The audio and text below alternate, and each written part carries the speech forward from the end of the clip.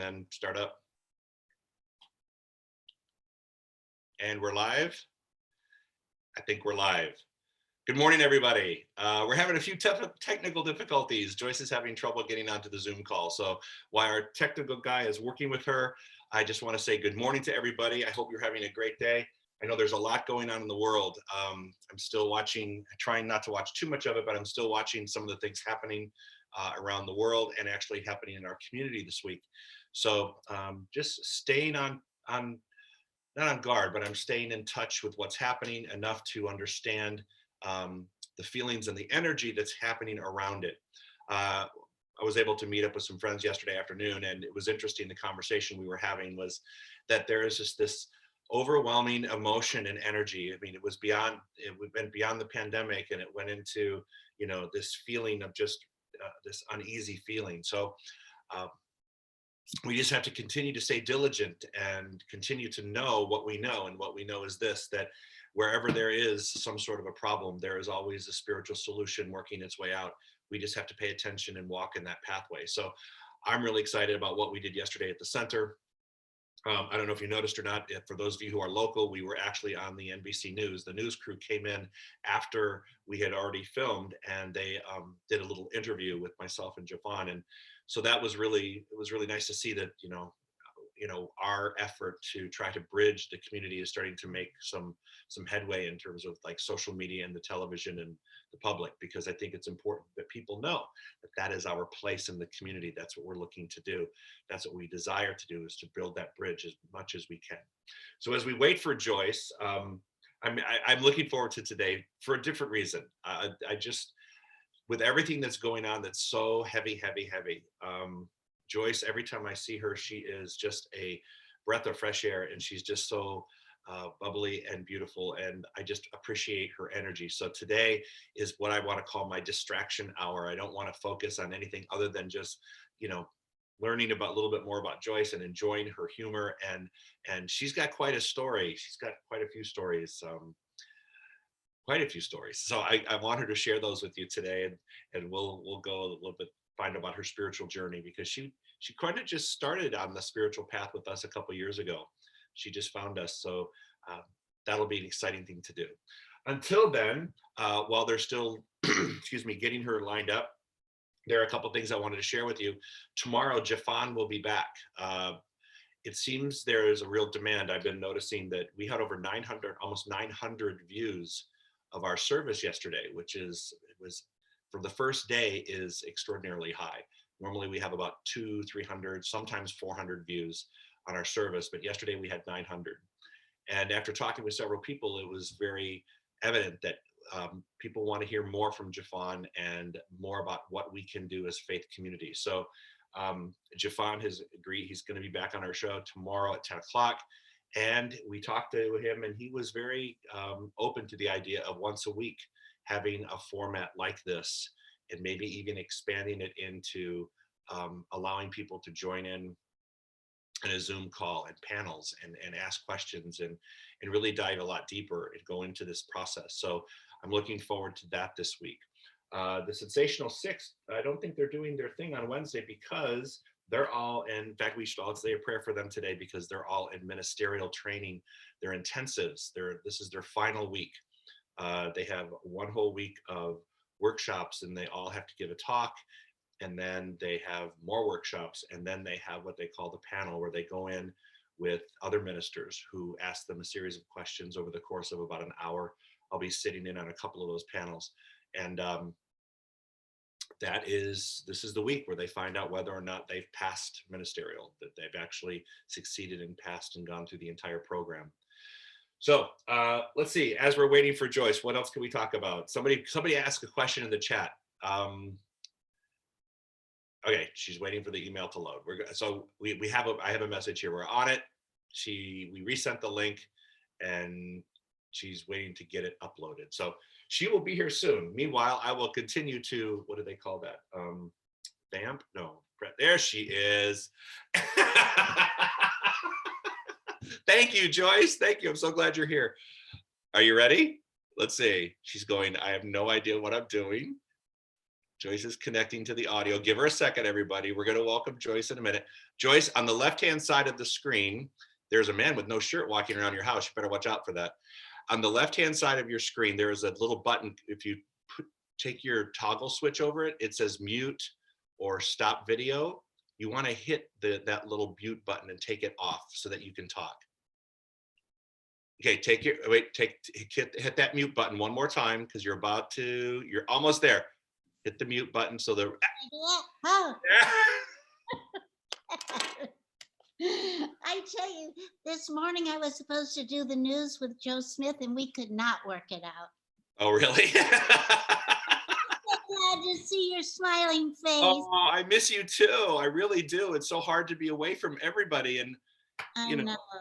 Like I was saying before you came on board, I said, there's so much going on in the world and there's so many things that are so heavy and they're weighing us down. And I said, today, I just want to talk to Joyce. I just want to have something that could just take me away from that experience. And I don't want to dwell on that other stuff. I just sort of need a Joyce break, a nice little hour of Joyce, Oh, that's so sweet. I mean, I'm having a lot of difficulty with what's going on, as everyone is. Yeah, it is. Are we on air yet? Yes, we are. You are live. Hi, everyone. I wish I could be really upbeat, but I do have a thought. Okay. Taking a walk with my son, John, who's been so nice to come and stay with me, which makes things much happier. But we were walking and he said, wow, Mom, this 2020 has been a really bad year. And I said, something just dawned on me. I always thought when 2020 came, it was like 2020 vision. It's going to give us a new vision. And I thought maybe what's happened is we've all been out of focus.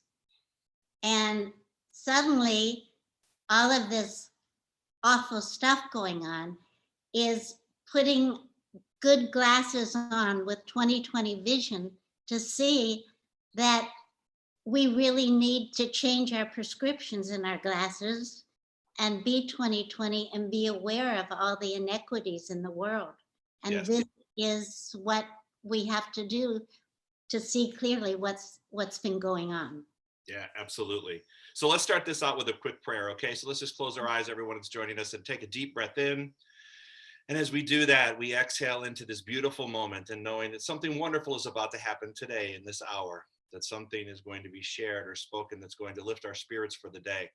Give us a new direction, a new idea, and just a lightness that comes into our hearts today. I'm so very grateful for Joyce and for Trey for him being able to be our tech and bringing this all together and allow us to stream into the world with a sense of joy, with a sense of hope, and a sense of love. For this, we're so very grateful. We let this beautiful day unfold, and it does so now with grace and ease, as so it is. So it is. So Joyce, you know what? You just started coming to the center a couple of years ago, right? Yes, I did. Well, I have to tell you a funny story, though. When Roger and I lived up the street in Marrakesh when we first moved here, and I kept going by the sign that said Center for Spiritual Living. And I said, honey, because we were going to St. Margaret's, and we were both raised Methodists, and then I became confirmed as Episcopalian. And I said, I like that it says Spiritual Center. I like that. Could we go there? Could we just try it one Sunday? Because we were looking for a place where we felt comfortable.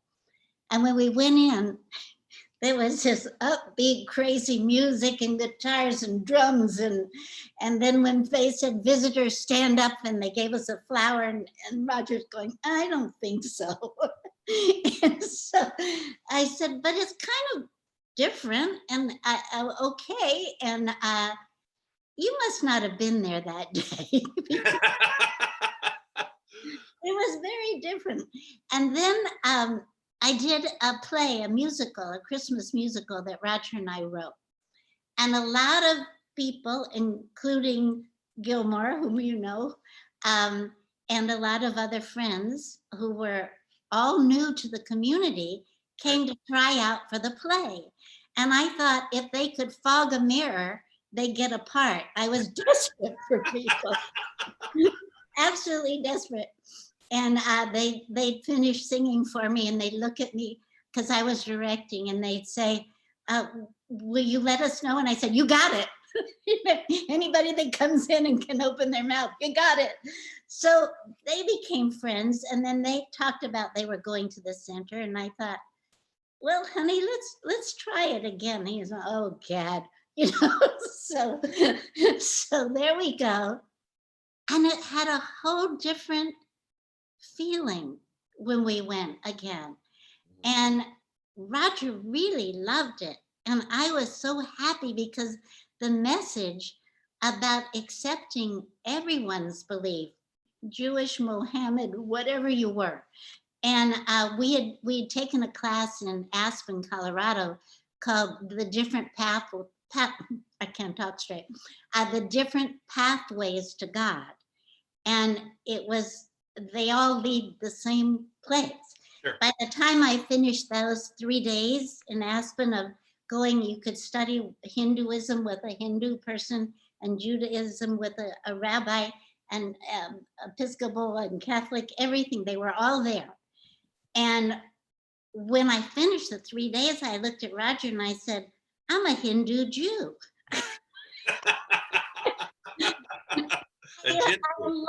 I loved the faith. I mean, and here at the center, we all come together, which I've always thought. I remember Einstein once said, as a little child, he said, we all go to these different places and call ourselves different names. Why can't we just all pray together? And I thought, wow, that's what I always wanted. And here it is right here in the desert. And listening to you and the new ministers on Wednesdays and learning about Charles and doing the meditations on Saturday, my gosh, it's really helped my life. Good. That's so glad to hear that. I remember when you came in the first time, because I did a double take. Uh-oh. And you were kind of shy. You were kind of hiding behind people a little bit. And you had you had your little row of people protecting you. I'm going, oh my God, she looks so, I'm like, I mean, I'm thinking, of course, I'm trying to do my talk. And in my mind, I'm going, oh my God, that's Murray's wife. And I mean, that's what I'm thinking in my head. I'm going, Murray's wife from the Mary Tyler Moore Show. And I'm thinking, I got to say something. I'm like, no, I can't say anything. And I'm trying to speak and do my talk at the same time. I'm so glad I was doing that to you. That's why I was swirling around in my head. But it's interesting, I don't know if you know this or not, but Albert Einstein actually went to Founders Church in Religious Science in Los Angeles. I did not know that. He was an active member at the what was called Founders Church, which is still there downtown Los Angeles at the center, now the Center of Spiritual Living. But and he was dyslexic. That's why I knew that about him, because I am. And but really, I didn't know that. You didn't? You do not. I Don't didn't. ask me to spell anything. So no, that's not my thing either. But no, he was a member with Ernest Holmes Center. That's wonderful. Isn't that so it's interesting that you bring up that quote, because sometimes in fact, I didn't know this at first until, I forget who it was that told me. I don't think it was J. Scott Neal, who was friends with, or who was taught by Ernest Holmes' brother. Anyway, he told me that one time. He said, well, you do know that Einstein went, I'm like, really? No kidding. Which really, it's very interesting to think about that, because how profound would that be to have someone of such great intellect who is so based in that scientific realm and also the realms of quantum physics and everything, for him to be part of this religion and this spiritual experience. I do remember, though, I did hear that you were going to St. Margaret's, and eventually you made your way over to our center, and I really enjoyed watching you enjoy the service, because I could tell with you and Roger both, it was a place where you could connect. And that was such a great experience for us. It was wonderful. And you know what I loved, and it's hard for me in the morning when we sing, I Love My Life. Uh-huh. He'd reach over and whisper in my ear, I love my wife. Oh, that's so sweet. I mean, I just love it. And you meant, Joe, I mean, you meant so much to us at the end of Roger's life. And I'm writing about it, and I'll let you read it, because it talks a lot about you and the things that you can do to help the person that you love make that transition. And you know what the name of the book is? I Loved Him to Death. Oh, oh my gosh, what a great name. Like that? What a great title. And it was, yeah, that Joyce's husband, Roger, made his transition a year and a half ago. Almost 2 years in July. Almost 2 years. Yeah, I was going to say it felt like it was right around this time. Isn't Um, it funny that it feels that way to you? It feels as if it was years ago. Isn't yeah, that strange? I think that's a protective thing. yeah, yeah. I look at the moon at night and I always say, "Hi, honey, I love you." So Roger. Well, so you had. Let's go back to you. I want to talk about some of this fun stuff you've done in your life. Tell me what was your most favorite role that you played in any part. Tell me if you said, okay, this is my absolute favorite. The unsinkable Molly Brown. Was it? Oh, I love doing that. But well, I could identify. She couldn't. She has a song. I'm going to learn to read and write. Mhm. And oh, I do have to tell you a story that happened. I had when I was married to husband number one. I had in school I played field hockey, and I got a stick in my front tooth, and it deadened it, so it turned black, Mhm. and so I had to have a cap put on. And then when I was married to Jimmy, we were running towards each other on the beach in Tobago when he was doing Swiss Family Robinson. We were Uh-huh. running towards each other. The sun was setting, and I thought we're going to stop and embrace. Instead, bam, and out came the tooth. The cat came out. I was pregnant. I remember I had a red polka dot swimming suit with a big tummy and no front tooth. But now I had a post put in to put a tooth on it, right? uh-huh. So we're in the middle of a scene on stage, and my brothers are fighting with me, and then we're supposed to go sort of, the lights go down on us, and the lights come up on my father, who's singing a song about losing his daughter. It's very sweet when Molly's going to run off. Well, when the boys were fighting with me, I said, "Uh-oh," I said, "my front tooth just came out." And one of the brothers on top of me said, "Well, give it to me." And I said, "What? Not on your life, no." So I was fooling around with my tongue. I turned around, I tried to stick it in, and when I did that, I felt, and I put it in backwards. I spit it out again. All the time, he's singing this beautiful song, and I'm going like this. And then the rest of the show, I was terrified because I have songs like "Do You Think?" So I was singing "Do You Think?" I was afraid to go think that my tooth would shoot out in the audience. Oh Lord. Anyway, luckily there was someone in the chorus who was practicing dentistry and had a glue. But that wasn't as bad. That wasn't as bad as when I did something you're not supposed to do. What's that? You're not supposed to leave in equity. You're not supposed to go further than 40 miles away or something. But husband number three, and so embarrassing. We had moved, and I called to see how the move was going, and he said, "I've hung all the pictures." And I said, "What do you mean you've hung all the pictures? How did you do that?" He said, "Well, wherever there was a nail, I just put a picture up." And I said, "No, no, no. I thought I got to get home." And we were in Kansas City, and I had to fly to California, which was against the rules. But I had a day and a half to get there and get back. However, I was so tired when I got on the plane. You know how, well, Trey would know this, how you get on there. There's a a line that you go on one plane, and B line. I was so tired. I just got on the B line, got on, fell sound asleep, and didn't wake up in Kansas City. I woke up in Oklahoma.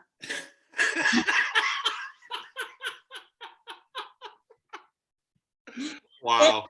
Terrible. And I said, "No, no, no, this can't be Oklahoma." It's Kansas. And the attendant kept saying, "No, no, it's you're in Oklahoma." And I said, "But I have to make a curtain." And they said, "What do you mean make a curtain?" I said, "On stage, the curtain's gonna go up and I'm not gonna be there. I've got to get there." And this man heard me behind me, and he said, "There's a little small plane that can get you there in time. Here's their schedule." And if you go in the airport, turn to the right, blah, blah, blah, there's a booth there and you can get.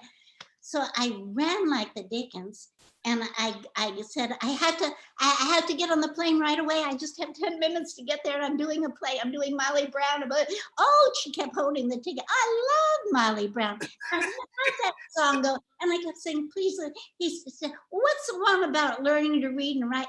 So I grabbed the ticket and I'm running, going, I'm going to learn to read and write, running to the plane. In the meantime, back at the airport, they come to pick me up, and my luggage is going around, and I'm not there. Oh no. And they said, she's on the plane. We know she's on the plane. There's her suitcase. You got to go on. I'm sure that she's fainted in the ladies' room or something. So they searched the whole plane. And of course, I wasn't there. And they called Bill and they said, your wife's been kidnapped. That's funny. So I want to talk about, by the way, I have a real quick tooth story. Yeah. These are not real either. One Sunday, I'm on my way home from church and I have to do a wedding at La Quinta Resort, this like really nice resort out there. It's a real fancy wedding, Sunday afternoon. So I have one of my little flossers and I'm driving down the road and I'm flossing my tooth and that thing goes ping. And I'm thinking, oh my God, it's Sunday. I have a wedding in literally like an hour. And I have no front tooth. I mean, it's nothing. And I'm going to be standing in front of this at La Quinta Resort. Thank God a friend of mine knew somebody who was a dentist, and they went in. I drove all the way from Bermuda Dunes to Palm Springs. He popped it in. I drove in. I walked in. I was like 2 minutes late for the wedding, but it all worked out. But anyway, I know they're so embarrassing when they fall out. I always have that fear. We can check each other's teeth. Yeah, exactly. I always tell Elizabeth, is there anything in my teeth? Check that. So I want to talk about one of my favorite roles when I was a kid growing up is the Mary Tyler Moore Show. And you probably get tired of hearing all these, but one of my favorite roles for you was that entire, that Marie in that, but then also just the show in general. What was it like to work around all those people? Like those are great stars. I mean, Betty White, for God's sakes, Betty White's still alive. I mean, I adore Betty. You know what she said? When I tell a naughty joke, which I tend to do, she said it just sounds like a nursery rhyme. Yeah, you tend to do some. I loved your videos during the pandemic when you had they were, if you haven't seen them and you're not a friend on Facebook, you need to get on Facebook and watch these videos there, or YouTube, wherever they were, but they were hysterical. That's funny. My daughter Mary got upset because she said, Mom, you started a center for abused children in Glenwood. Do you think that's right for you to be hitting John with a frying pan? I hope they get that it's a joke. Yeah. He was a willing participant. Right. So what was it like to work in that environment? What was it?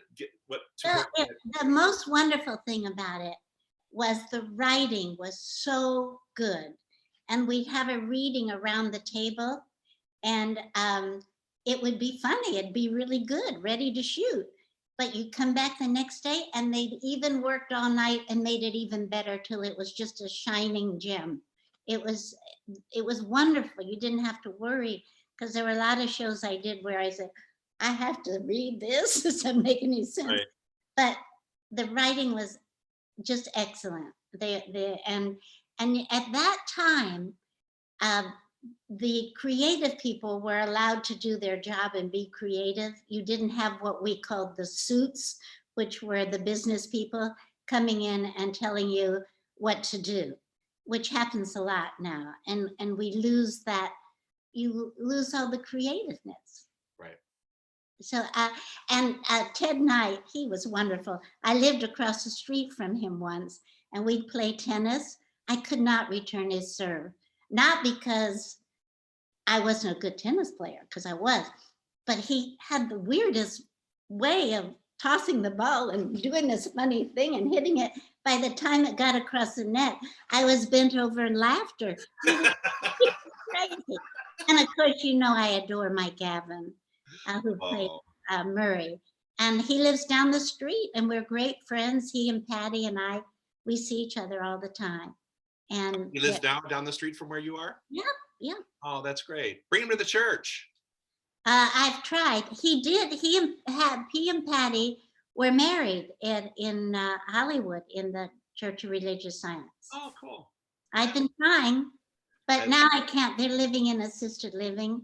oh, So okay. they're really quarantined right now. But I talk to them about you all the time. I'm glad that's just the whole thought that you were engaged with all those people that I just look at, and to me they've always been, that when I was that age they were like megastars. I mean, I remember watching that was our ritual. Trey and I were talking about how that was our ritual growing up, that we would watch the Mary Tyler Moore Show, and then the Rhoda spinoff, and then the I Phil. was part of your ritual. You And now were, you you're were. part of mine. It is. I know how the roles are turned. I love that.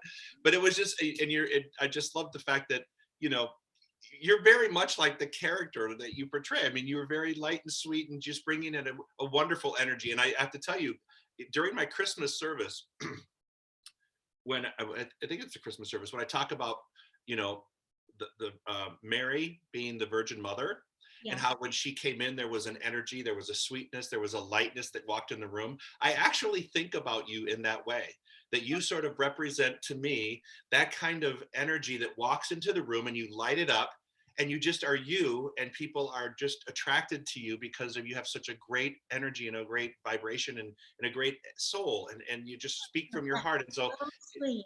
it is. It really does. When I mention that, when I say that, I really do mean that, because there are people in your world that I try to look at and go, okay, now, if I could imagine. Now, I don't know. I doubt if Mary back then, being a person, would be such a character and have so many husbands and things like you did. But but but Eddie, But just you can take out the virgin part. I have to tell you, Jill, one time I had a friend who was a Catholic priest, believe it or not, I did. And I asked him, I said, you know what's the hardest thing as a Christian is the virgin part. Could you explain that to me? And he said, oh, yes, of course. He said, oh, in his Irish accent, he said, oh, yes, of course. In those days, all young women were called virgins, whether they were or not.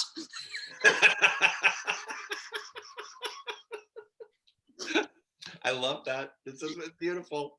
Isn't it? So when you look at that role, and you look at the other roles that you've had, and then you look at your spiritual journey, and you look at how you and Roger ended up, how you ended up not getting some roles but getting other ones.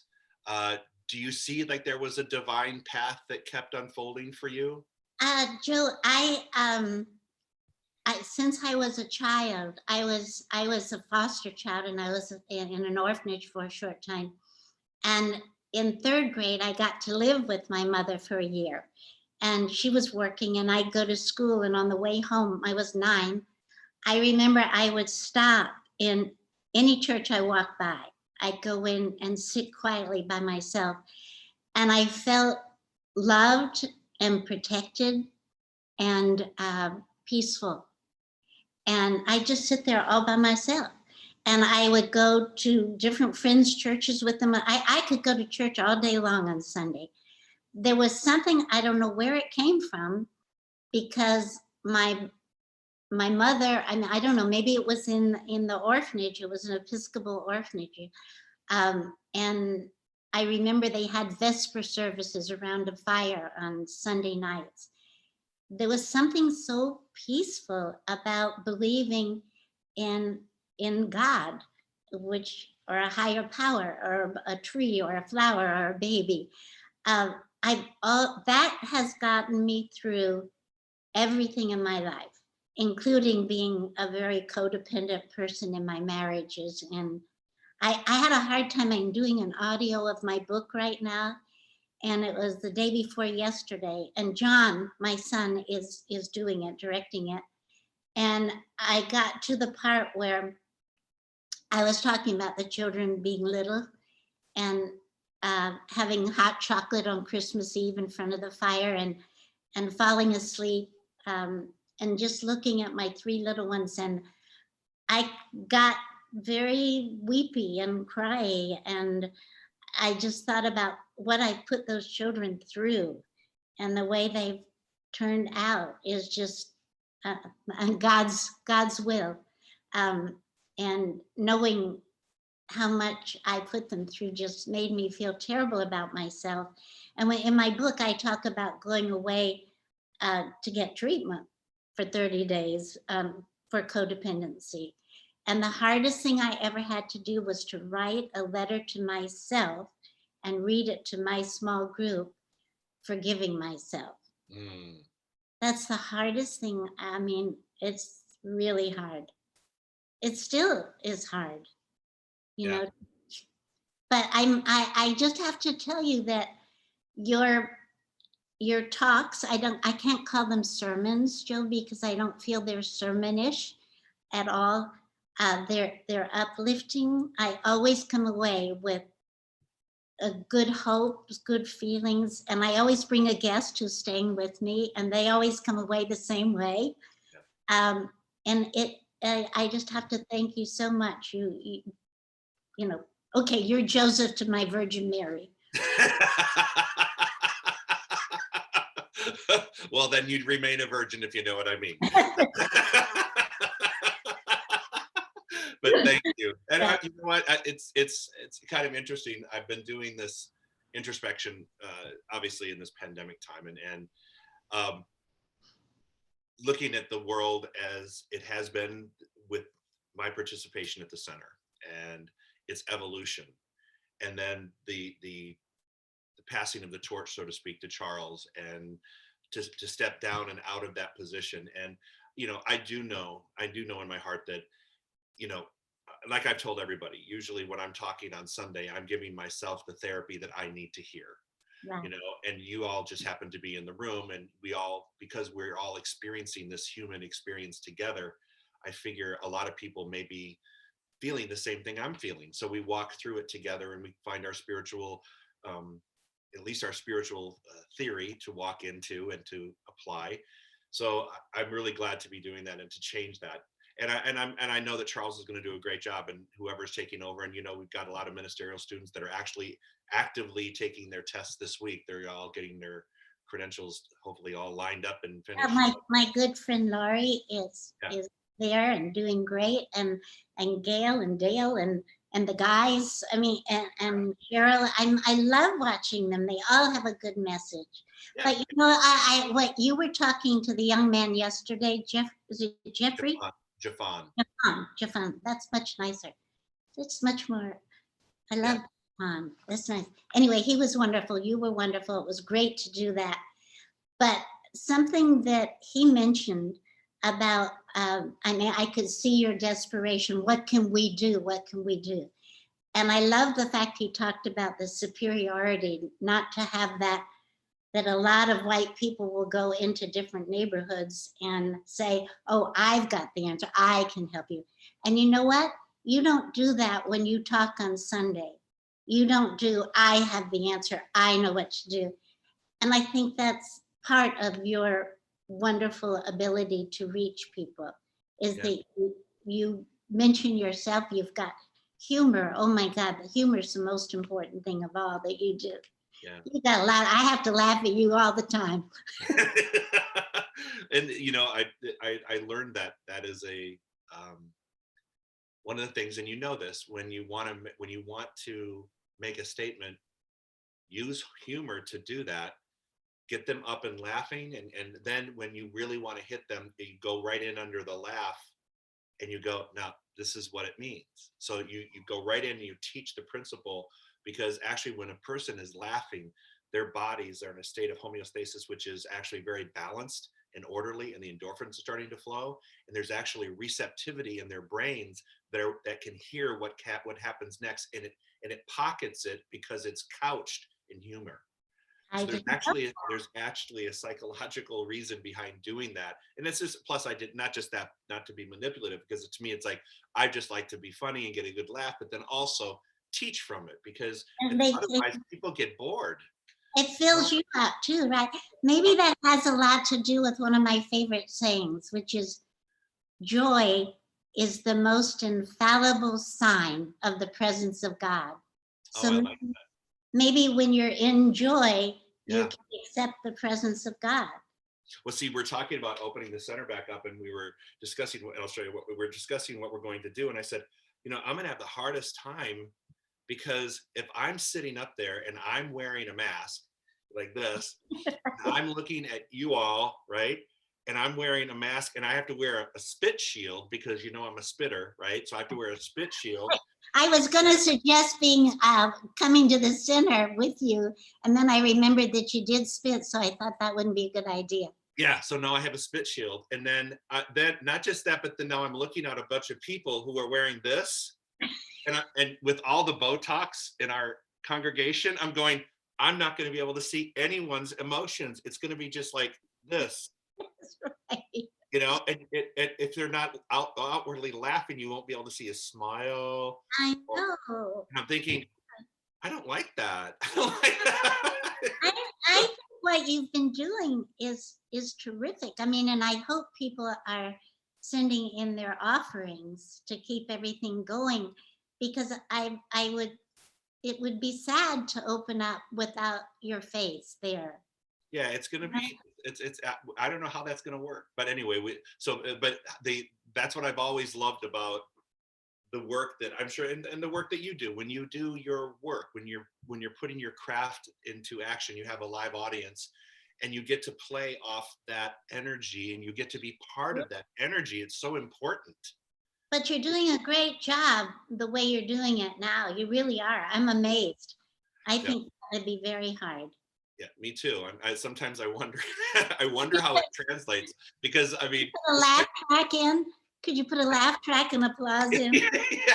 Well, it was really interesting because there were 2 weeks when I actually had COVID, right? I had the actual thing. I tested positive and everything. So there were 2 weeks when I couldn't leave the house. And those are 2 weeks when this was my backdrop. See that sign, that picture back there? I had my computer on my daughter's bookshelf. I drug my daughter's bookshelf in here because it had a high shelf, and I thought, I gotta find a way, because if I go low, I'm gonna look like a giant chin, right? So I got to get that camera up high so that we don't do that. So I put that in here, and I said to Trey, I said, my ministry has been reduced to playing to this little green circle at the top of a computer screen. I'm like, this is not how Do you see yourself when you're talking? Yeah, I do, which is not something I like to watch. No. I find it very disconcerting because I had to do some videos for arts in the school, trying to get grants for that, and for the Gay Pride Parade, I have to do that, and I can't look at myself talking. See, I can look at you, but if I look at me, I'm like, wow, look at that hairline in her. Okay. Yeah. There we go. So yeah, so no. So it's funny though. You know what? You know what's interesting? You surrounded yourself by a bunch of people that were always involved in science of mind. They've been, when Roger was going through the transition, I held his hand. We always held hands at night to watch TV or whatever we were doing, and all of a sudden I was being brave all the time, and then all of a sudden I just lost it. And I held on to him and I said, I'm going to miss you so much. I'm going to miss you so much. I said, and I'm going to miss holding your hand. And I said, I know what I'll do. I'll cut it off. And then I'm trying to remember where I was going with this. Your friends, the friends that you surround yourself with. That's how we started this. All the people that you are. Yeah, all thank you. And he said, I'm not worried about you. You have a great support group. And that was you and the center and my group there. Yeah. And they've been unbelievable. Yeah. You have that group right there, that little row is a very powerful little spiritual row. But it's interesting that they were all from the North Hollywood Church or from James Mellon's Center. So it's really kind of cool that you sort of like blended into that space with them, and that they were there. That was a real challenging time, I know, walking through that whole experience with Roger. And it was just after you guys started coming to the center when he was diagnosed. So we actually walked through it together. We saw you walking through that as a couple. Yeah. So back to something that, what is next for Joyce? You know, we talk about coming out of this Yeah. pandemic differently than you came in. What's next? How is Joyce going to come out of this? What's on your radar?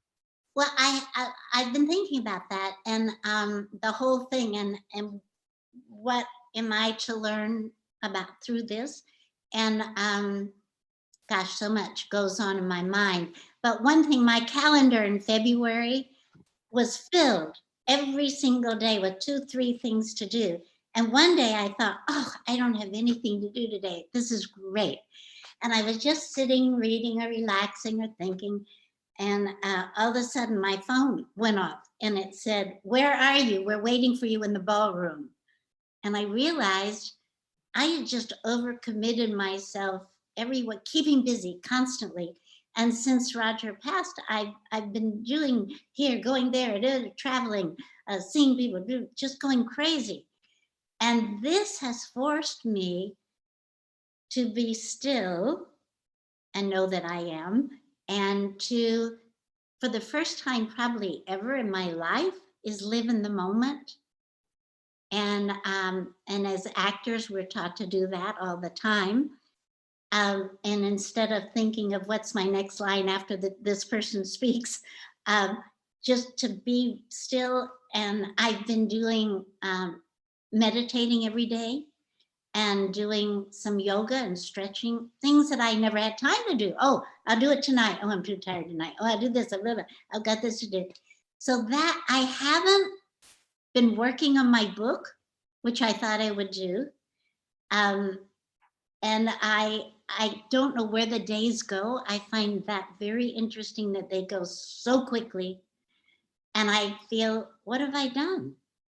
What did I do? Yeah. I took a walk with my son. Um, we started doing those crazy funny videos at first, but we thought probably, well, that we'll just do this for a week or two and it'll all be over. And then 10 and weeks later.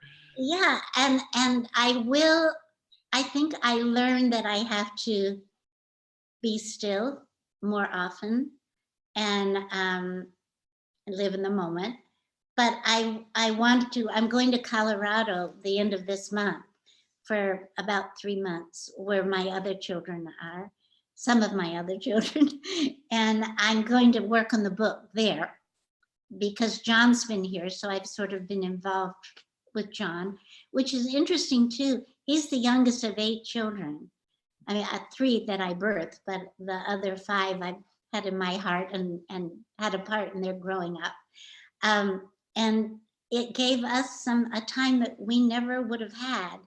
And John is dyslexic, as I am. We're both actors and directors and writers. And there's been a chance for us to really, really bond as adults, which is quite different. And he's doing the audio of my book, which he never really read. So he's learning a lot of things that are disturbing to him, but that we talk about, which is good, I think, for both of us. Right. So there's a lot of good that's come out of it. I'm so concerned, as we all are, about what's going on in the world, but I can only look at it as you have talked about, and there is something better that's going to come out of all this. It's so hard at this point when you're right in the thick of it to realize that, but you got to go through the rain to get to the rainbow, right? Right, absolutely. And I don't know if we were on, I don't even know if people know this, TV3 news channel showed up after yesterday's service, NBC3, and they did an interview with us. And so we were actually, we have a segment on yesterday's news that talked about, you know, how we can't look at, we need to look at the riots as being riots and the looters as being looters, but we have to look at what is being protested and the cause of what is the cause of what required a protest, so that we can fix the effect of what needs to happen next. So we don't look at the cause, we can't fix the effect. So my whole focus was, let's just kind of stay focused on the cause. Eventually those other things will calm down and they have to play themselves out, whatever that means. But meanwhile, we have a cause that we still have to look at. Yes. That's what caused all of this. So, you know, that's my focus now, is just trying to find that, and working with Jafon a little bit, and working with other peoples in the faith community. It's been quite a journey, and to bring people like you and everyone else along with it is it's a real honor and a privilege to be that leader of that, you know, that Well, movement. I'm here to do whatever you come up with. Yeah. I've been thinking too about things for the center that and things that I might be able to contribute. I don't know, but when you were talking about reaching out to the Hispanic community, I thought, well, what about doing a service in Spanish and inviting? We've done that. Have you done that? We've actually done that. We actually ran No new ideas. Shoot. it all comes from one source. We've actually tried that. We did that for quite a while. Actually, we had a Spanish service that was done in Costa Hall simultaneously, and but it didn't really take off because the culture in the Hispanic community locally in Palm Desert was they were very leery about anything that questioned God. There was a whole contingent there. I'm not trying to generalize, but it never took off because we couldn't get people to walk in the door. They were afraid to walk in the door because of their Catholic upbringings and some of the other religious upbringings.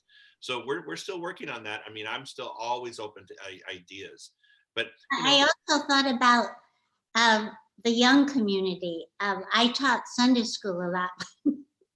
The minister where I taught in Snowmass was always nervous because I never stayed on the subject. He said, well, just the fact that you said, "I'm going to tell them today," and I said, "I don't know, we'll see." I let them kind of lead it. well, yeah, I would go, Joyce is a Sunday school teacher. I wouldn't have put it, but okay. No, it would have been my first thought to put you in charge of the Sunday school, you know? So I do want to share one thing, because I bet most people don't know this. You shared with me that story. Can we share the Brady Bunch story? Oh, yeah.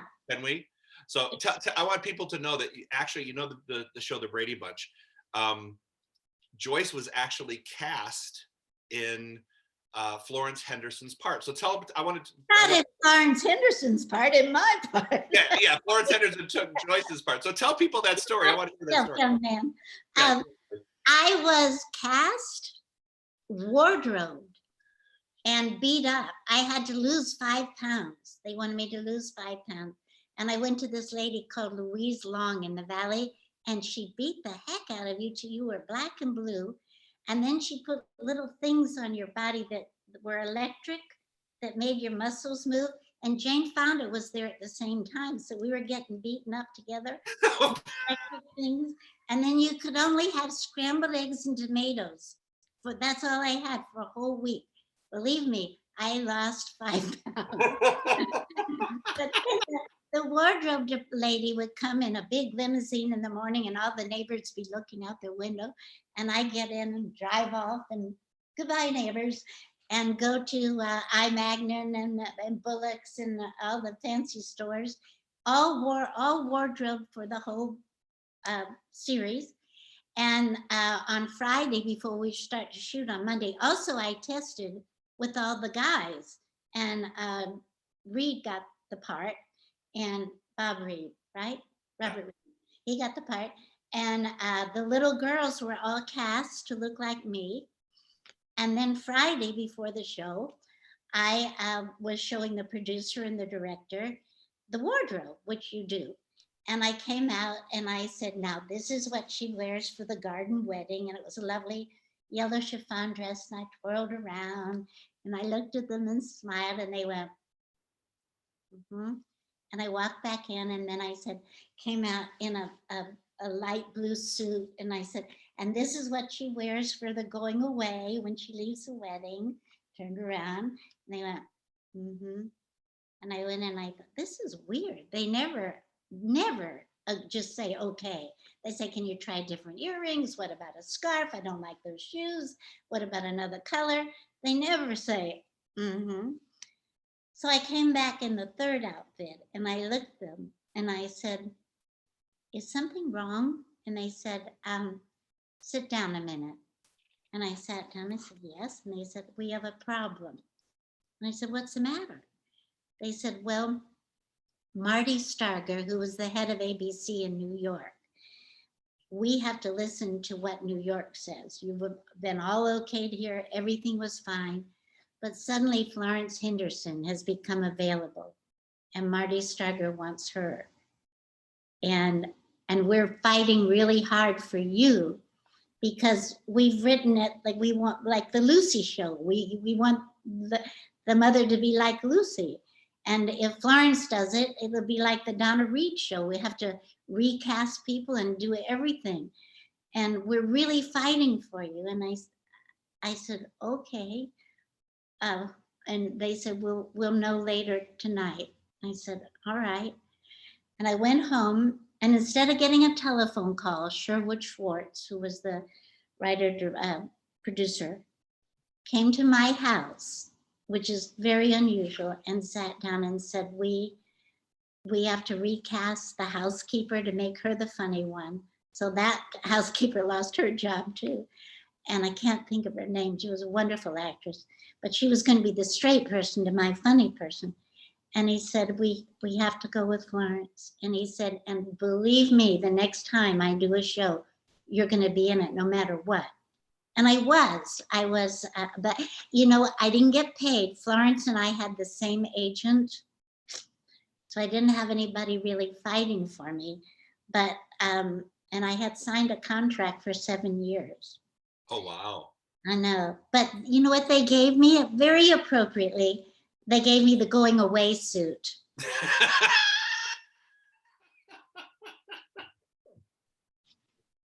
What's a girl to do? You just say, thanks, I love it, thank you. But then Sherwood Schwartz did a show called Big John, Little John with Herb Edelman. And that was a Saturday morning show, but it was, you know, grown-ups. Right. It was about a professor who drinks from the fountain of youth and becomes a little boy. So my Robbie Wrist was the little boy, played my husband and my son. Oh, that's funny. So after something like that happens, when you look back on that retrospectively with a new spiritual perspective, do you see where did any good come from that? Did you learn Yeah, anything? I got my own 8 children. I was the real Brady Bunch. Otherwise, I'd be selling Wesson oil. I, as an actress, I've always believed that whatever the outcome is, it's for a reason. Either, you know, God closes a door, he opens a window, and vice versa. I have to believe that way in anything in life. I mean, if you don't have that perspective, you could be a pretty unhappy person. You know what? I had my aha moment in my 40s. You know how we're told so many times, you create your own happiness, you write your own script, you do your own movie, all of that. And you hear it all these different ways, right? It didn't hit me till I was in my 40s. And I remember the moment exactly. I was standing at the top of the stairs, and my husband, number 3, he was at the bottom, and he said something, and I could have taken it in a really negative way. And at that moment, I thought, you know, maybe he just got off the phone with somebody and he's unhappy about something, or one of the children did something and he's used that tone. And I just looked at him in that moment and I thought, it's such a nice day out, Sunday afternoon. I don't want to feel bad. I don't want to be unhappy. And I walked into my dressing room and I thought, I'm not going to be unhappy today. And I wasn't. And I just dismissed the negative part of it. And I thought, this is what that means. But it took all those years.